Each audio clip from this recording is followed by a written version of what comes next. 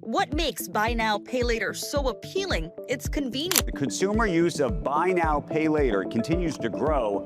Many consumers in all segments are using it. It's become pretty ubiquitous. There's no application process. There's no credit check. It seems like such a lower hurdle compared to applying for a credit card.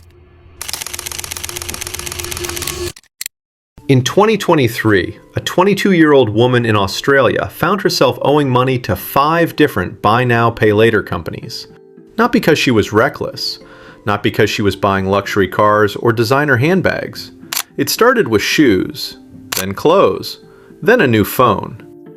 Every purchase felt small, every payment seemed manageable, until one day, she realized she was paying for yesterday's purchases with tomorrow's paycheck.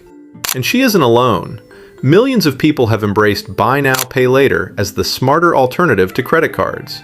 It's marketed as interest-free, flexible, simple, almost responsible. But what if the biggest danger isn't the interest? What if it's the way it changes how we think about money? Because once you understand that, you'll never look at those 4 little payment buttons the same way again. Buy now, pay later isn't a new invention. For decades, stores have allowed customers to spread payments over time. What's changed is how invisible the cost has become. Imagine you're shopping online.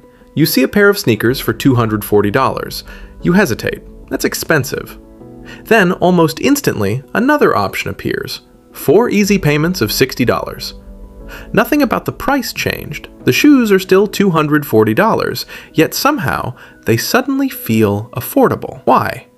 Because our brains rarely judge the total cost. They judge the immediate pain. Behavioral economists call this payment decoupling. The pain of spending becomes separated from the pleasure of buying. When that happens, people spend more, not because they plan to, but because spending simply hurts less. And that's exactly what these companies are betting on.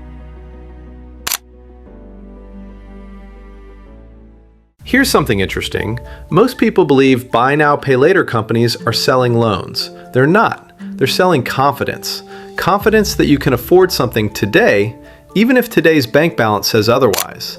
Because when the payment is only $35, it doesn't feel like debt. It feels like convenience. But convenience has a strange habit. It compounds.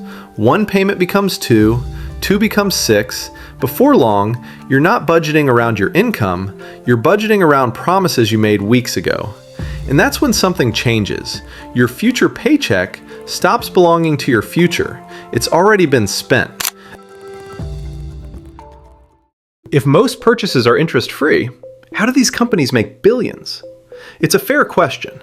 Part of the answer is retailers. Stores happily pay buy now, pay later companies every time someone chooses installments. Why? Because customers buy more, spend more, and abandon their shopping carts less often. In other words, these companies don't just process payments, they increase sales. But there's another side: missed payments, late fees, collection costs, in some countries, damage to your credit history. The business only works because enough people eventually fall behind. Not everyone, just enough.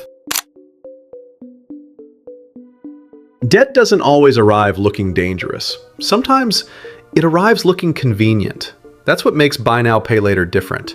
You don't feel trapped when you buy, you feel trapped months later, when rent is due, when your car breaks down, when an emergency happens, and suddenly half your paycheck already belongs to purchases you barely remember making.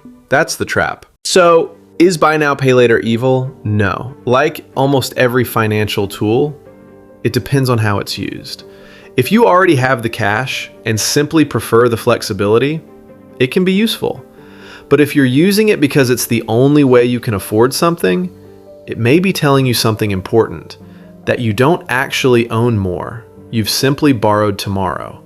Because real financial freedom isn't measured by how many things you can buy. It's measured by how many payments you don't owe. And perhaps that's the biggest misconception surrounding buy now, pay later. It doesn't change what something costs. It only changes when you feel the pain. By the time you finally do, the decision has already been made.